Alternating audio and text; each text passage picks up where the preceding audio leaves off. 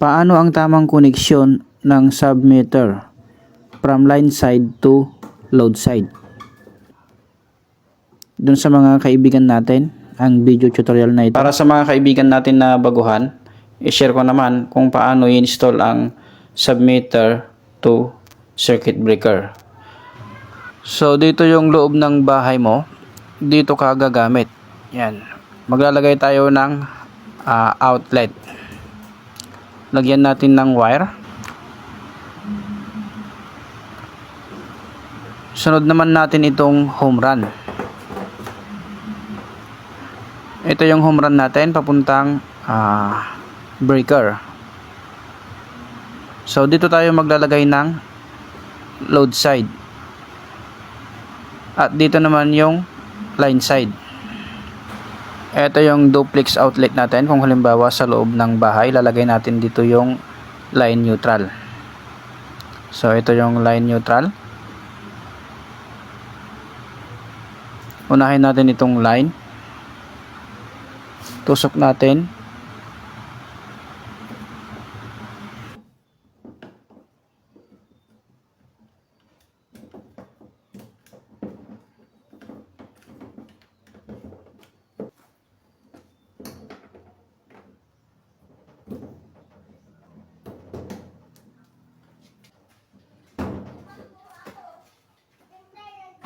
Unahin nating i-splice itong neutral. Itong neutral na to papuntang breaker. Splice natin.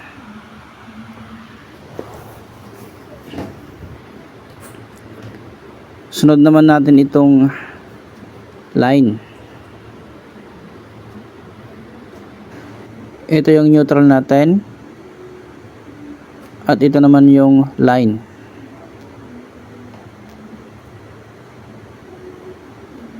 Lagay natin to sa breaker.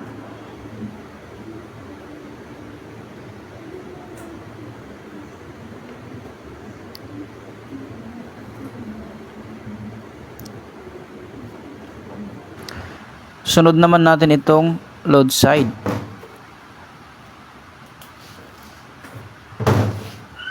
Ito yung halimbawa, ito yung ano natin guys, yung panel box natin papunta sa submeter. Ito yung load side. Itong neutral, lagay natin dito sa pangatlong pin ng submeter. Dun sa pangatlo yan guys yung neutral natin. Ito naman yung line, lagay natin sa pang-apat.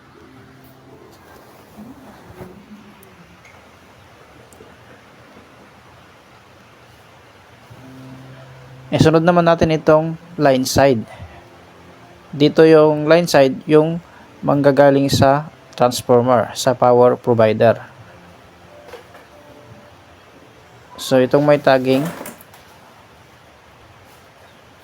ito yung line natin. Yung may tagging guys, magka-connection yan sa number 4. Ayan. Sunod naman natin itong neutral.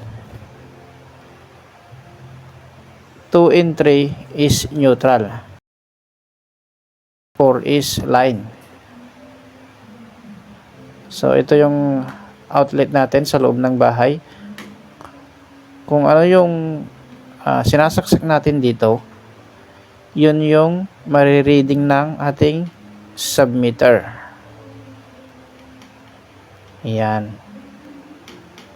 Marireading niya kung ano yung sinasaksak natin.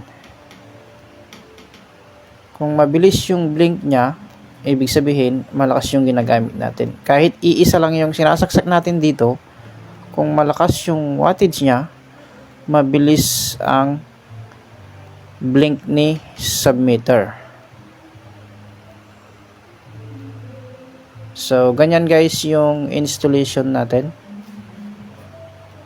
Try natin magsaksak kung okay ba yung installation natin. Saksak natin. Taas breaker. Ayan. Switch on. Ayan o. Gumagana na itong water heater. Ang watts nito is 1000 watts. Kaya ang submeter mabilis mag-blink. Kasi mataas yung ginagamit natin. Lagi nyong tatandaan yan guys. Pag mataas yung watts ng inyong gamit na appliance, mabilis mag-blink ang gamit ninyong submeter. Mas makonsumo. Mas malaki ang babayaran syempre.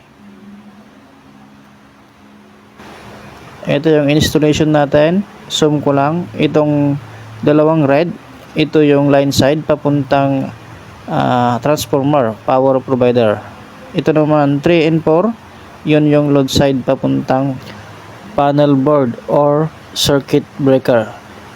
So yan lang. Maraming salamat.